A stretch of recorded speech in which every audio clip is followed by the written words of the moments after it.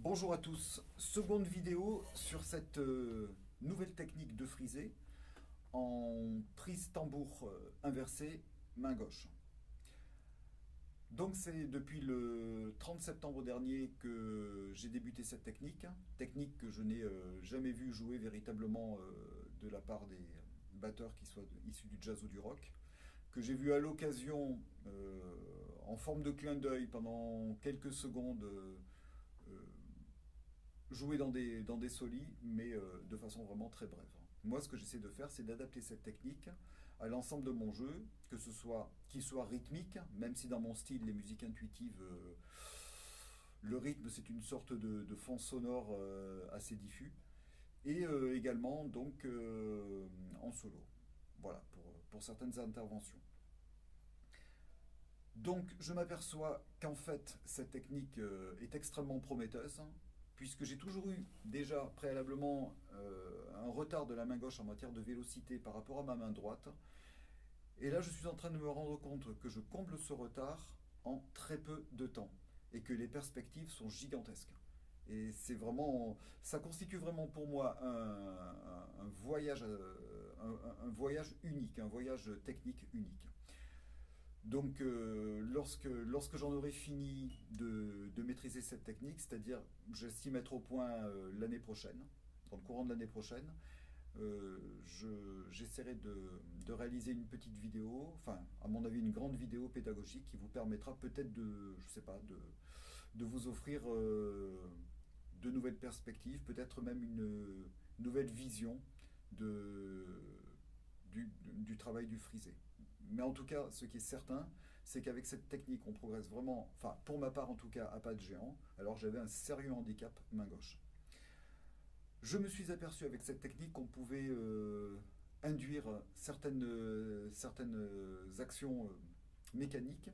Jusqu'à présent, je jouais en free stroke, c'est-à-dire que, comme Mike Mangini, l'impulsion pour produire des impacts provenait du triceps brachial et accessoirement du rhomboïde, c'est-à-dire un muscle qui se situe en haut du dos. Donc j'ai appliqué cette technique-là depuis 13 jours et ça marche très très bien. Parce que la bague a été vraiment libérée, elle a toute l'amplitude possible. Amplitude qu'on peut corriger, on peut jouer avec des espaces très courts et également donner plus de puissance en développant ces espaces, donc cette amplitude.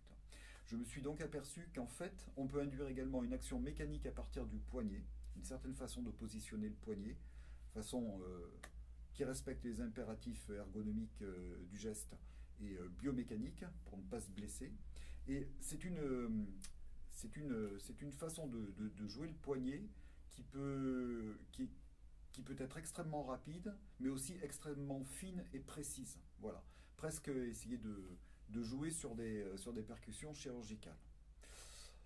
Donc, ce que j'ai fait, ce que je vais vous démontrer tout à l'heure, c'est sur des, avec un ordre de coups, disons de 4, 6, 8, 12 et 16 coups, à multiplier par 2 puisqu'on a deux mains. Je vous propose d'abord cette action mécanique, après euh, main gauche, donc après la même action mais jouée en free stroke, voilà, avec une petite amplitude et même chose avec une plus grande amplitude. Alors, j'en suis encore au balbutiement pour ma part de cette technique, mais par rapport vraiment à ce que je faisais avant, je trouve que pour le friser, ça commence à prendre forme et voilà, les vitesses que je vais vous montrer là, sans être du tout élevé, me permettent déjà de me libérer la main et de sentir quand même que la vélocité vient franchement.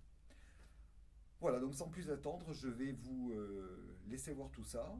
Et si vous avez des questions ou si vous voulez en discuter, connaissez le chemin. Bon visionnage.